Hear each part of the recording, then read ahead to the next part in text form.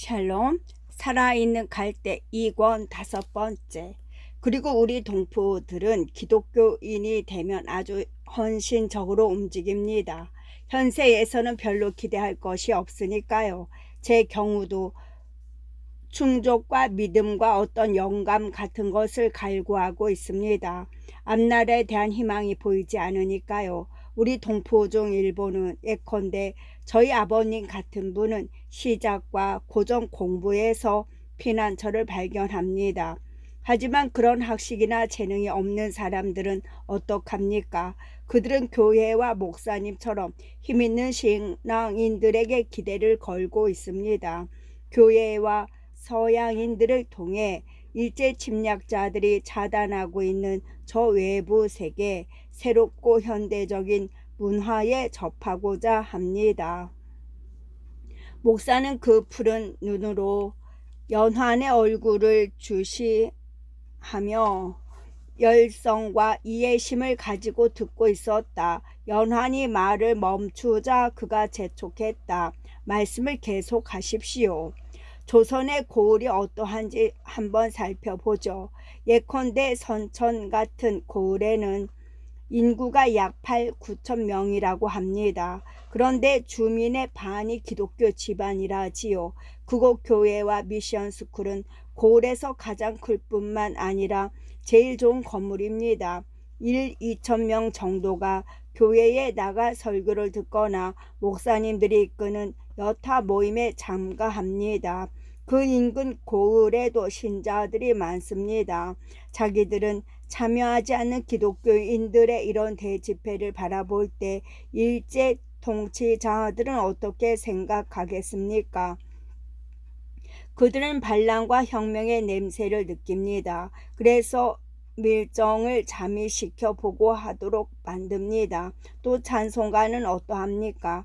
그리스도의 군사들이여 전장에 나가듯이 진군합시다. 이런 가사가 아닙니까? 밀정들은 이런 것을 다 보고하겠죠. 또 목사님께서 오늘 아침 신자들에게 부르게 한 찬송가는 십자가 군병들아 주위에 일어나라는 것이었습니다. 그리고 미국의 십자가 군병이신 목사님의 오늘 설교 내용은 무엇이었습니까? 다윗이란 젊은이 이야기가 아니었습니까? 다윗은 조그만 발맷줄 하나와 자갈 몇 개를 가지고 거인 골리앗을 죽였습니다. 다윗이 어떻게 그 힘이 센 악당을 죽일 수 있었으며 그의 힘은 어디서 나왔느냐?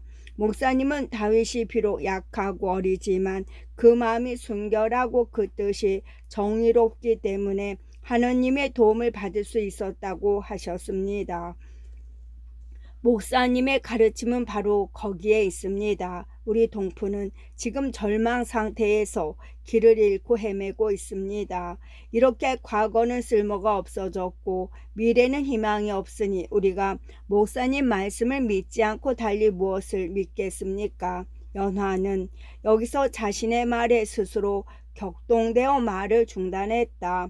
그는 고개를 떨군 채 솟구치는 눈물을 참아내느라 애를 썼다. 이윽고 스스로를 진정시킨 그는 다시 고개를 들고 테이블 맞은편에서 자기를 주시하고 있는 목사를 바라보았다. 신비스러운 그의 푸른 눈이 무엇인가를 요구하는 듯이 활활 불타고 있었다. 목사가 드디어 입을 열었다. 앞으로 우리와 함께 하시겠군요. 네, 이제부터는 저도 기독교 신자입니다. 연환이 대답했다.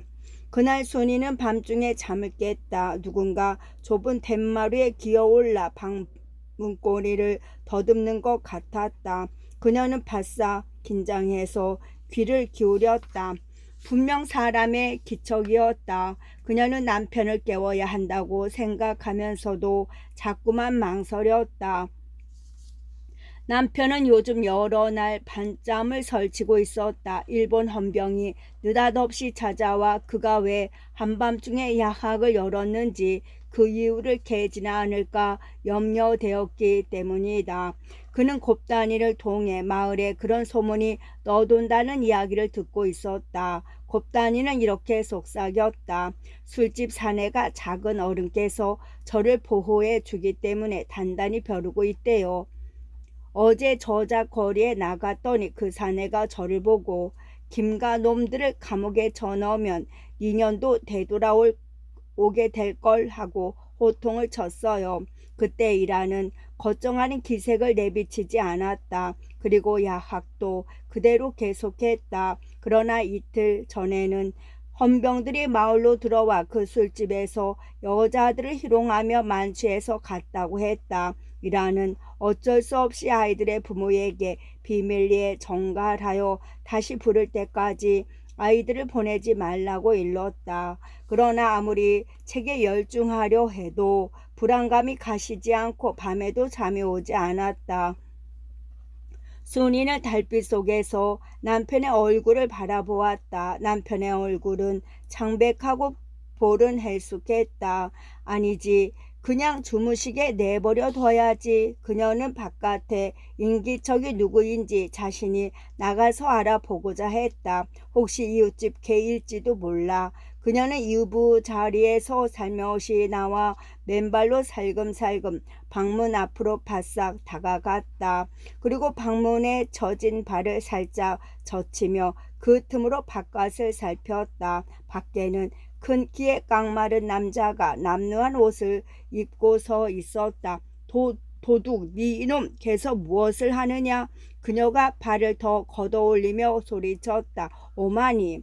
남자가 그녀를 향해 착 가라앉은 목소리로 나직하게 말했다. 아이들이 큰 다음에는 오만이라는 호칭을 들어보지 못했던 그녀였다. 너는? 그녀는 발을 활짝 열어 젖혔다. 그리고 울음을 터뜨리며 말했다. 아니 이 밤중에 연춘이 네가 쉬. 아들이 속삭였다. 그는 문에 두려워진 발을 올려 옆으로 고정시키고 어머니를 두 팔로 얼싸 안았다. 그녀가 흐느끼면서 말했다. 키는 이렇게 거부정하게 커가지고 뼈 가죽만 남았구나. 그리고 이 누더기 차림이라니. 순이는 아들을 안으로 끌어들이면서 숨이 턱에 차도록 울음 반 말 반으로 물었다. 그동안 도대체 어디에? 아니 이럴 게 아니지. 잠자코 기다려. 아버지를 깨울 테니까. 우선 따뜻한 차부터 마셔라. 그래, 아직도 뜨뜻하군. 아니야, 온기가 식어서 음식을 데워야겠다.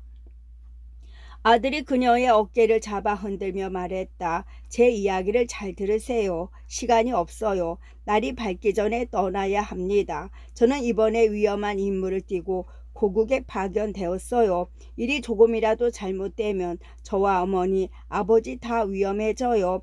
이유는 밝힐 수 없습니다. 또 어디에 있게 될지도 말할 수 없어요.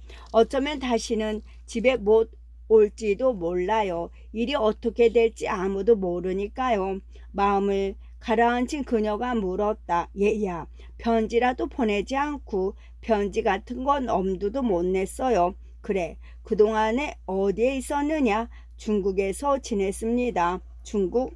순이는 그 불쾌한 나라의 이름을 대내었다. 민비가 살해된 이후 순이는 그 나라의 이름을 좀채 들어볼 수 없었다. 아무리 급해도 아버지를 만나 배워야 한다. 그녀는 단호하게 말하면서 남편이 자고 있는 방으로 아들의 손을 끌었다. 모처럼 고난 잠에 빠져있는 남편을 깨우기가 무척이나 안쓰러웠으나 그렇다고 깨우지 않는다면 남편은 틀림없이 노발대발할 것이었다. 그녀는 남편의 이마와 볼과 손을 살며시 만졌다. 이란이 몸을 뒤척이다가 눈을 떴다. 우리 큰아들이 그녀가 남편의 귀에 대고 속삭였다. 영문을 모르고 잠에 취해 있던 그의 얼굴에 의식이 돌아오는 기색이 역력했다. 그가 이부자리 위에 곤추 앉으며 외쳤다. 뭐라고? 어디에 어디? 아버님 접니다. 연춘이 아버지 옆에 무릎을 꿇고 앉아 대답했다. 이란이 아들의 얼굴을 뚫어지게 들여다보았다. 어디에 있었느냐? 그도 순이가 했던 질문을 반복했다. 중국에서 지냈습니다. 혁명가들과 함께. 이란이 손으로 눈을 비비고 아들을 다시금 응시하더니 무겁게 입을 열었다. 서태후의 죽음은 어찌 된 것이냐?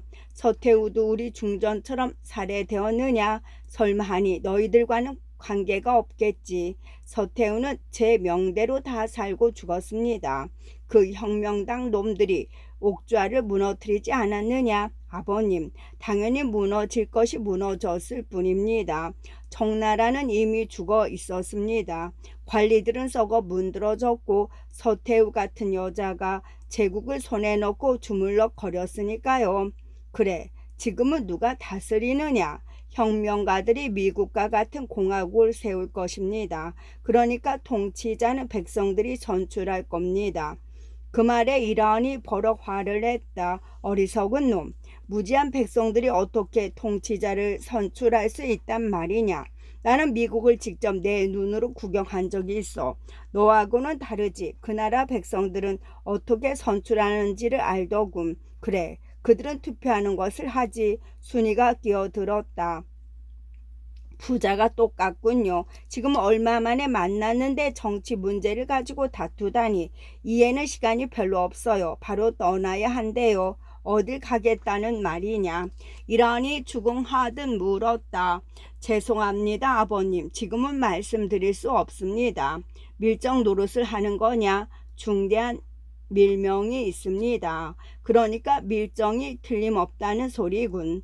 아버님께서 부르고 싶은 대로 부르세요. 아무튼 저는 조국을 위해 일하니까요. 이란이 이부자리에서 일어나 의관을 단정히 하면서 말했다. 체포되면 사형이야. 요즘은 술집마다 염탐꾼이 득실거리지. 너는 네가 그 불황당 놈들보다 더 똑똑하다고 생각하느냐. 너는 이미 죽은 몸이나 마찬가지인 게야. 아버님, 저는 오랫동안 살아남았습니다. 순이가 다시 끼어들었다. 어떻게 그동안 살아남았는지 모르겠구나. 며칠은 굶은 것처럼 보인다. 그녀는 급히 상을 차리려고 부엌으로 나갔다. 저쪽 방으로 가자. 이란이 아들을 서재로 데리고 가더니 연희 때처럼 낮은 책상 뒤편에 놓인 방석 위에 앉았다. 이란이 다시 아들에게 호령했다. 자, 네가 하겠다는 일을 이 아비에게 다 털어놓거라. 연추는 반대편 방석에 무릎을 꿇고 앉았는데 그의 헤어진 옷 틈으로 무릎이 드러나 있었다. 죄송합니다, 아버님. 더 이상 한마디도 말씀드릴 수 없습니다. 모르고 계시는 편이 아버님께도 좋을 겁니다. 앞으로 언젠가 제가 아버님의 아들이냐는 질문을 받으셔도 저 같은 사람은 전혀 모른다고 대답하십시오. 그는 나직하면서도 빠른 음성으로 이렇게 대답했는데 이제는 그런 목소리가 습관이 되어 있는 것 같았다. 네 이놈, 그게 어디 말이나 되는 소리냐. 이란이 눈을 크게 뜨며 질책했다. 초췌했던 아들의 얼굴에 일순 생기가 돌았다. 잠시나마 연춘의 얼굴이 어릴 적 모습으로 되돌아간 듯했다. 그러면서도 그는 여전히 나직한 목소리로 말했다. 아버님과 제가 대나무밭을 거닐곤 했던 일을 기억하시나요? 제가 아주 어렸을 텐데 아버님이 제 손을 잡아주셨지요. 물론 기억하지. 이란이 고통을 삼키면서 대답했다. 천진난만하던 아들의 얼굴이 저런 몰골로 변하다니. 이라는 목소리를 가다듬느라 애를 쓰면서 말을 이었다. 아주 옛날 일이어서 너는 잘 기억할 수 없을 텐데 저는 기억합니다. 동생이 태어나던 날이었지요. 제가 죽순을 꺾어 놓으니까 아버님께서 말씀하셨습니다. 그렇게 꺾인 죽순은 다시는 돋아나지 않는다고 말입니다. 아버님 말씀은 100번 옳았습니다. 아버님은 그때 제게 그 대나무들의 속이 빈 갈대라고 일러주셨습니다. 저는 제가 한 짓 때문에 가슴이 터질 듯 했습니다. 그러나 그때 아버님께서 또 말씀하셨습니다. 갈대는 꺾여도 되살아난다고 말입니다. 그래서 봄마다 저는 아버님의 말씀이 사실인가 알아보려고 그 대나무 밭으로 갔습니다. 그 말씀은 언제나 사실이었습니다. 연춘이 일어섰다. 이란도 일어섰다. 두 사람 시선이 같은 높이에서 마주쳤다. 아버지가 물었다. 무슨 이야기를 하려는 게냐? 아들이 대답했다. 제 이야기는 아버님께서 제 얼굴을 영영 보지 못하시게 되면, 제 이름을 영영 들으실 수가 없게 되면 이 아들 역시 하나의 갈대였다고 생각해 주십시오. 제가 갈대 하나가 꺾었다 할지라도 그 자리에는 다시 수백 개의 갈대가 무성해질 거 아닙니까? 살아있는 갈대들이 말입니다. 그는 아버지를 바라보며 무엇인가를 더 말할 듯 말 듯 망설이는 눈치였다. 그러다가 갑자기 이란에게 다가와서 귀에 대고 속삭였다. 어쩌면 다시는 뵙지 못할 겁니다. 아마 영원히 뵙지 못하겠죠. 그러나 어쩌다 한 번씩 아침에 나오시다가 문 밑에서 인쇄물을 발견할 것입니다. 읽자마자 바로 태워버리세요. 그는 불안한 눈초리로 주위를 살피더니 혼잣말로 중얼거렸다. 해가 돋고 있어. 그래, 어서 떠나야 해. 흙담 너머로 아침 햇살이 비치고 있었다. 연춘은 곧바로 사라졌다. 순이가 곧 눈물을 흘리며 들어왔다. 기껏 상을 차렸더니만 그대로 가버리다니. 저를 왜 이런 몹쓸 세상에 태어나게 하셔서 자식을 굶겨 보내는 어미로 만드셨나요? 아내의 넋두리가 이란의 가슴을 쳤다. 그는 묵묵히 아내를 옆에 앉히고 손을 꼭 잡아 주었다. 이란과 순이는 나란히 앉아 사라져간 아들 생각에 가슴이 메웠다. 두 사람은 한치 앞을 알 수 없는 세계에서 그들만이 남아있다는 느낌이었다. 장마철이 지나고 무더운 여름이 계속되더니 가을이 성큼 다가왔다. 산에는 초목이 우거지고 시골 사람들은 그것을 낫으로 베어 겨울철 땔감으로 쓰기 위해 다발로 묶어 두었다. 산 기슭에 포플라는 마치 황금빛 촛불처럼 불타고 있었다. 이란과 순이는 그들의 조가에서 옛날의 선조들처럼 하루하루를 보냈고, 밤이 되면 이란이 학동들을 가르쳤다. 작은 아들은 좀채 보기 힘들었다. 학기 중에는 연황과 인덕이 경성에 나가 생활했기 때문이다. 순이가 남편에게 물었다. 작은 아이한테 제 형이 왔었다는 이야기를 하지 않는 편이 좋겠죠. 이것은 이란이 이미 자문해 보았던 문제라 대답이 준비되어 있었다.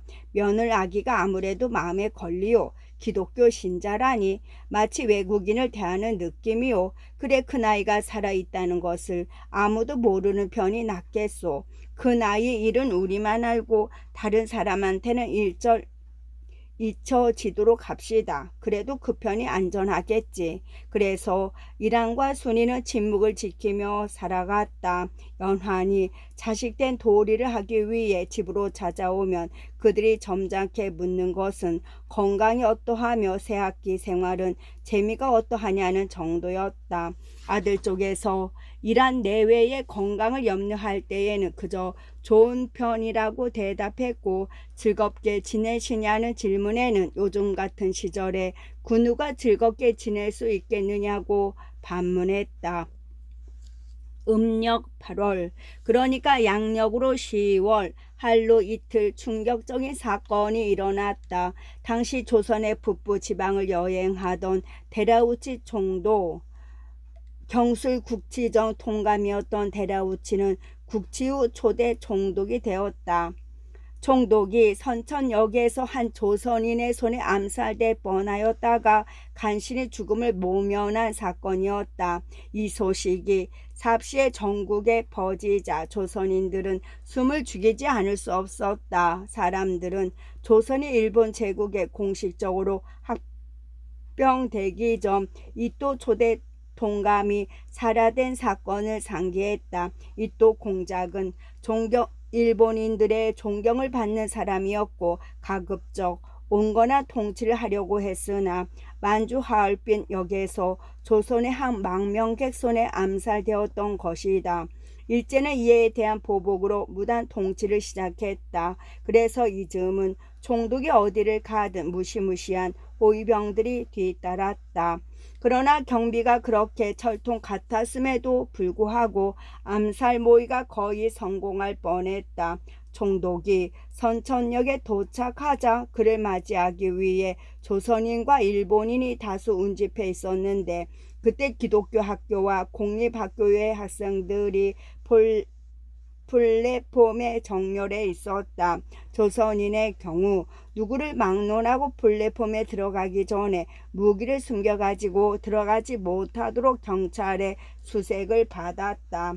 그러나 이런 세심한 주의에도 불구하고 권총을 몸에 숨기고 들어간 사람이 있었다. 아니면 경찰의 수색을 받은 후 누군가에게 권총을 건네 받았는지도 모를 일이다.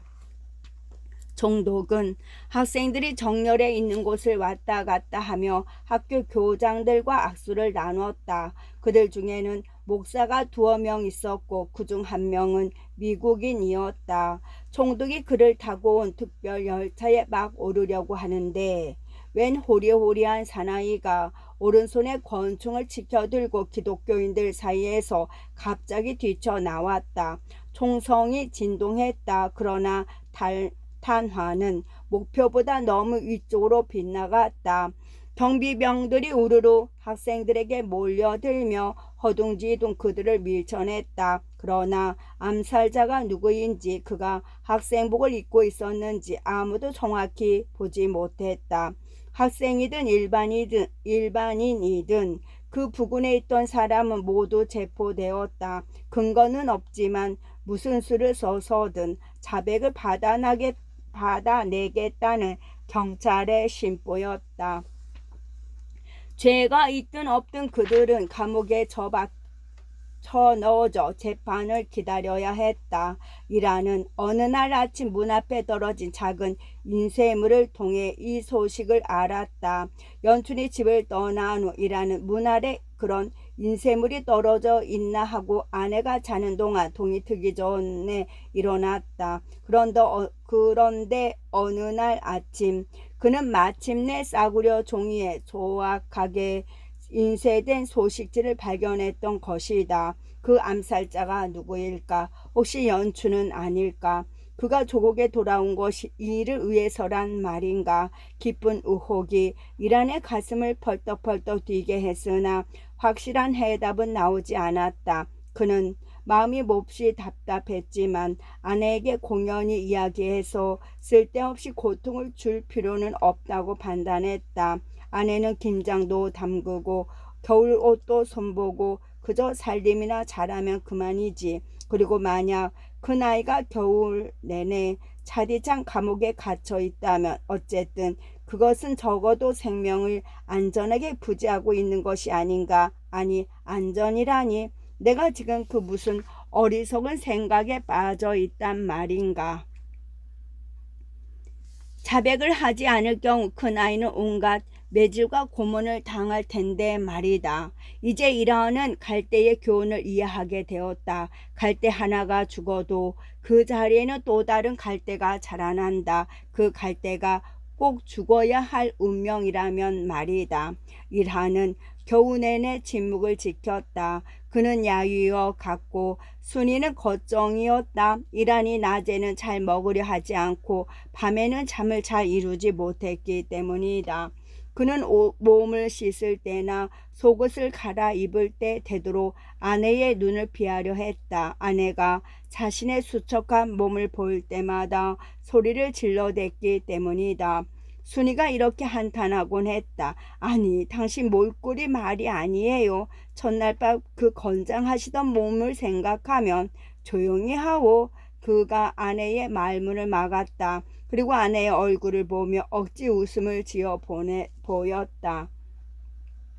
내 모습이 마음에 들지 않으면 다른 곳을 보구려. 이것이 머리카락은 반백이 되고 얼굴은 주름살로 깊이 팬 두 늙은 부부가 주고받는 슬픈 농담이었다. 그들은 자신들의 조국에서 망명자 아닌 망명자로서 외로이 살아가고 있었다. 그리고 이라는 여전히 아내에게나 작은 아들에게 자신의 걱정거리를 털어놓지 않고 있었다.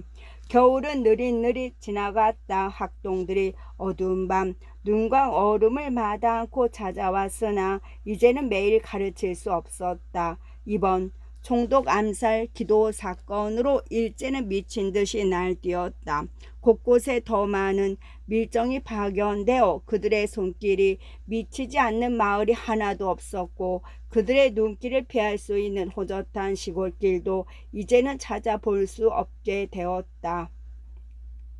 부녀자들까지도 체포신문 처벌되었는데 이것은 그들이 기독교 신자라는 이유 때문이었다. 여기에는 까닭이 있었다. 기독교 학교의 여학생들이 다른 학생들보다 더욱 용감했기 때문이다. 이란이 다음에 이야기를 알게 된 것은 날짜와 장소가 명시되지 않은 그 소식지를 통해서였다. 어느 도시에 있는 기독교 학교의 여학생들이 학교 밖으로 뛰쳐나갔다. 그래서 그 학교의 미국인 여교장이 난처한 입장에 놓이게 되었다. 그러나 학생들은 그들이 사랑하는 교장이 그들의 행동 때문에 처벌받지 않을 것이라고 웃으며 말했다. 그날 저녁 경찰서장이 그 교장을 소환했다. 그녀가 서둘러 경찰서에 가자 서장은 그녀를 큰 거리로 데리고 갔다. 거기서 여학생들은 자기들이 만든 깃발을 흔들며 총독 암살 기도 혐의로 무고하게 갇힌 양민들을 석방하라고 요구하고 있었다. 그 소녀들은 시민들을 분기시켰고 남자들도 이에 합세하여 경찰서장에게 항의하기 시작했다. 일본인이라고 해서 다 잔인한 것은 아니었다. 궁지에 몰린 서장이 외쳤다. 다 체포하지는 않겠소. 감옥은 이미 조1,000원이니까. 교장이 나서서 학생들에게 귀가를 호소했다. 그러나 그들은 교장에게 몰려들어 박수로 환영하면서도 말을 들으려 하지 않았다. 교장이 서장에게 말했다. 할 수 없군요. 저를 체포하세요. 내가 학생들 대신 처벌을 받지요. 그러나 서장은 마음씨가 좋은 사람이었다. 그는 교장이 고령에다 여자라는 점을 내세워 체포하려 하지 않았다. 교장의 머리는 백발이었고 주름살 잡힌 얼굴은 창백했다. 그러나 그녀의 푸른 눈은 용기 있고 빛나고 있었다. 교장이 서장에게 다부지게 말했다. 학생들에게 귀가하지 않으면 서장이 나를 체포할 것이라고 말하겠소. 그래도 학생들이 복종하지 않으면 나를 체포하시오. 교장이 겨울바람에 흰 머리카락을 휘날리며 학생들 앞에 섰을 때 그들은 입을 다물고 서로를 쳐다보았다. 그러자 교장은 주위에 모여서 남자들에게 말했다. 남자 여러분, 여러분들이 계속 싸우시오. 여학생들이 이렇게 싸우는데 여러분들은 부끄럽지도 않소. 교장은 이렇게 외치며 학생들을 귀가시켰다. 이라는 새벽에 이 이야기를 읽었는데 이것을 읽느나 방문 닫는 것을 깜빡 잊고 있었다. 매서운 바람이 그의 얇은 옷을 뚫고 뼛속까지 파고들었다. 그는 소식지를 부엌 아궁이에 집어넣고 성낭불을 켰다. 그리고 그 불에 언 손을 잠시나마 녹였다. 이라는 그날 내내 며느리에 대해 생각했다. 기독교 신자인 여학생들이 그렇게도 용감하다니. 그는 자신도 모르는 사이에 작은 아들에 대한 마음이 누그러지는 것을 느꼈다. 경찰이 여자를 다 그렇게 관대하게 다루는 것은 아니었다. 여러 도시의 학생들이 계속해서 들고 일어나자 연약한 여학생들까지도 경찰의 군 홧발에 채이게 되었다. 이제 이란의 집 대문 앞에는 거의 매일같이 소식지가 놓여 있었다. 한 여학생은 이렇게 말했다. 나는 3차례나 신문을 받았어요. 한 경관은 내가 신고 있는 집신을 가지고 시비를 걸대요. 그래서 대답했지요. 아버지께서 감옥에 계신데 그것이 내겐 마치 아버지가 돌아가시는 것 같아 조의의 뜻으로 집신을 신고 있노라고요. 그러자 그는 거짓말을 잘도 꾸며대는군 하며 두 손으로 내 입을 피가 나도록 찢었어요. 그는 또 내게 저고리를 벗어 젖가슴을 보이라고 강요했어요. 그러면서 내가 기절할 때까지 나귀를 갈기고 몽둥이로 머리를 쳤어요. 그리고 외국놈들이 너희들에게 반항하라고 가르치더냐 하고 묻더군요. 나는 교장 선생님 말고는 외국 사람을 아무도 모른다고 대답했지요. 그는 또 나한테 너 임신했지 하고 소리치더군요. 결혼을 하지 않은 내가 그럴 리 없다고 대답하니까 그는 내게 옷을 다 벗으라고 명령했어요. 그는 자기도 성경을 안다며 죄가 없는 사람은 옷을 벗고서도 어디든 다닐 수 있지 않느냐고 억지를 부렸어요. 아담과 이브도 에덴 동산에서 나체로 살지 않았느냐. 그들의 알몸을 감추게 된 것은 죄를 지은 후부터가 아니냐. 그는 갖은 소리를 늘어놓으며 내 옷을 벗기려 했고 나는 끝까지 저항했어요. 그가 이런 추잡한 말을 할 때는 조선인 통역도 난처한 얼굴을 하고서 통역을 하지 않더군요. 그러니까 그 경관은 엉터리 조선말을 짓거렸어요.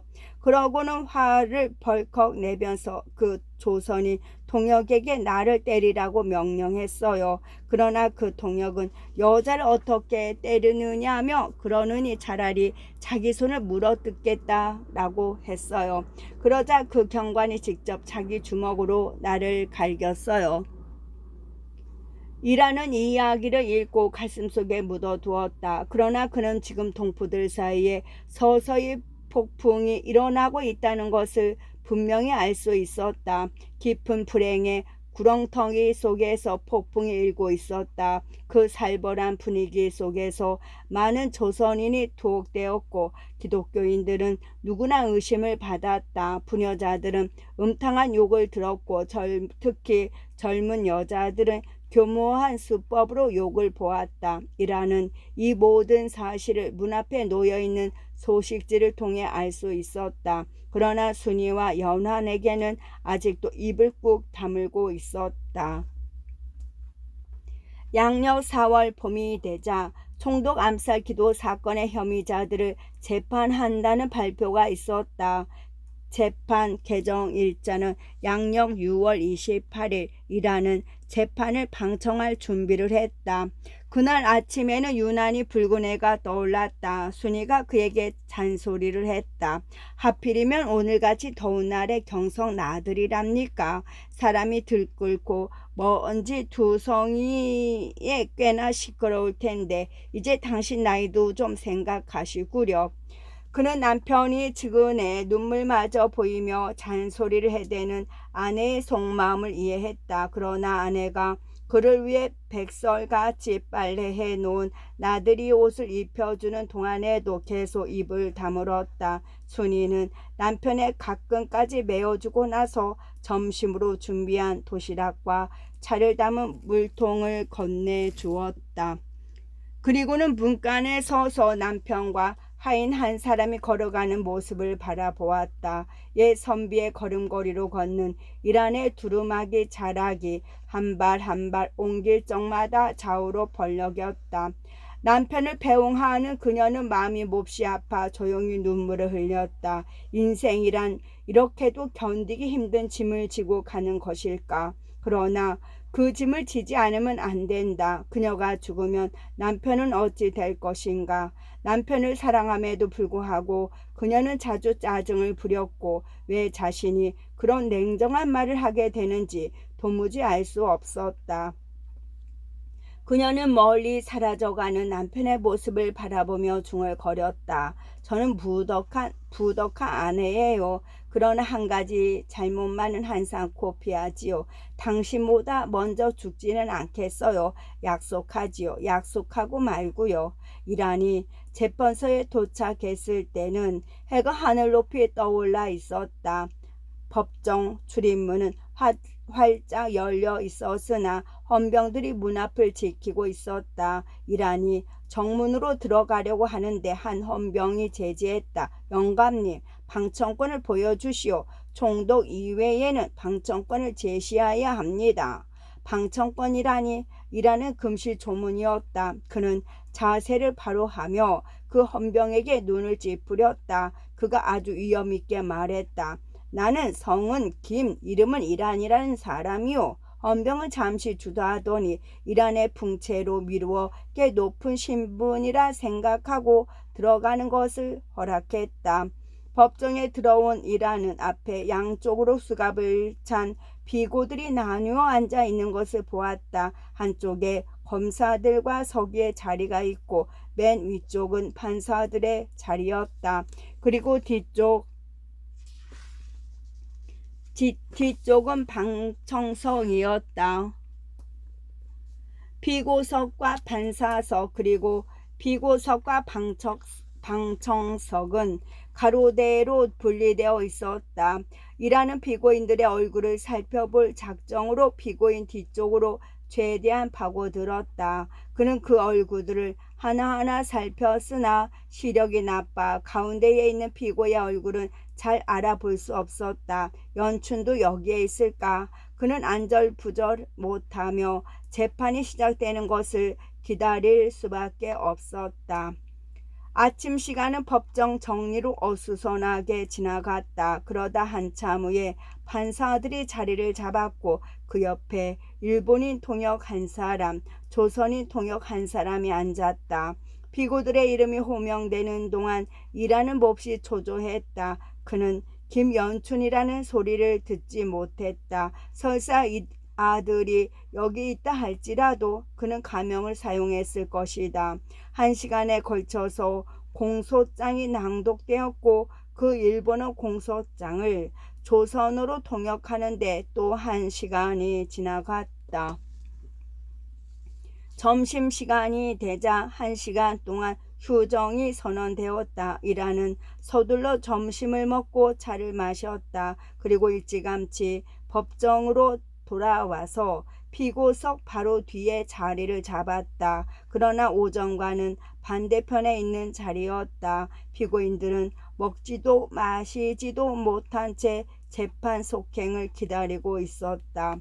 이란이 손을 뻗으며 달 것 같은 자리에 한 피고인이 고개를 숙인 채 그에게 등을 보이고 앉아 있었다. 머리는 다른 죄수들처럼 삭발을 했는데 그 앙상한 목은 대나무처럼 뼈다귀가 튀어나와 있었다. 그리고 헤어진 윗돌이 구멍으로 보이는 그의 어깨는 날개처럼 얄팍했고 그가 입은 더러운 옷은 실내의 열기로 땀에 젖어 있었다. 이 피고는 답답한 공기 속에서 숨을 헉헉거렸다. 이란의 하인은 바로 옆에서 그냥 바닥에 쪼그리고 앉아 있었다. 이란은 불쌍한 생각에 반쯤 남아있는 물통을 하인에게서 넘겨받아 자리에서 일어나 그에게 내밀었다. 갈고리 같은 그의 오른손이 물통을 잡았다. 그 순간 이란은 버뜩 알아차렸다. 그것은 아들의 손이었다. 분명 큰아들 연춘의 손이었다. 그는 갑자기 현기증을 느끼며 자리에 덜썩 주저앉았다. 그의 머릿속이 온갖 상념으로 어지러워졌다. 어떻게 해야 하나? 어찌해야 좋을까? 그는 불쑥 이 사람은 내 아들이요. 내 아들을 석방하시오 라고 외치고 싶은 충동을 느꼈다. 그러나 그는 충동을 가라앉혔다. 아들은 물통을 준 사람이 누군지 보지 못했다. 연춘이 벌컥벌컥 차를 마시는데 한 간수가 쫓아와서 물통을 낚아챘다. 누가 이 물통을 주었지? 모르오. 누가 손에 쥐어주길래 그저 잡았을 뿐이오. 연춘이 사실대로 대답했다. 간수는 근처의 방청객들을 둘러보며 눈을 부라리다 가장 가까운 곳에 앉아있는 이란을 노려보았다. 영감, 당신이 주었지? 이란은 아직도 넋이 나간 채로 입을 열지 못했다. 그가 정신을 차리기 전에 하인이 대신 간수에게 말했다. 이 영감님은 귀가 절벽이에요. 나리의 말씀을 듣지 못해요. 간수는 두려움에 떨고 있는 아들에게서 신통한 대답을 얻지 못하자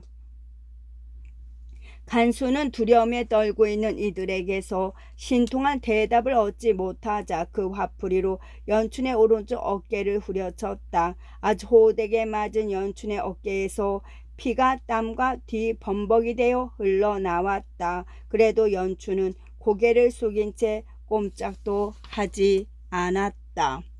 판서들이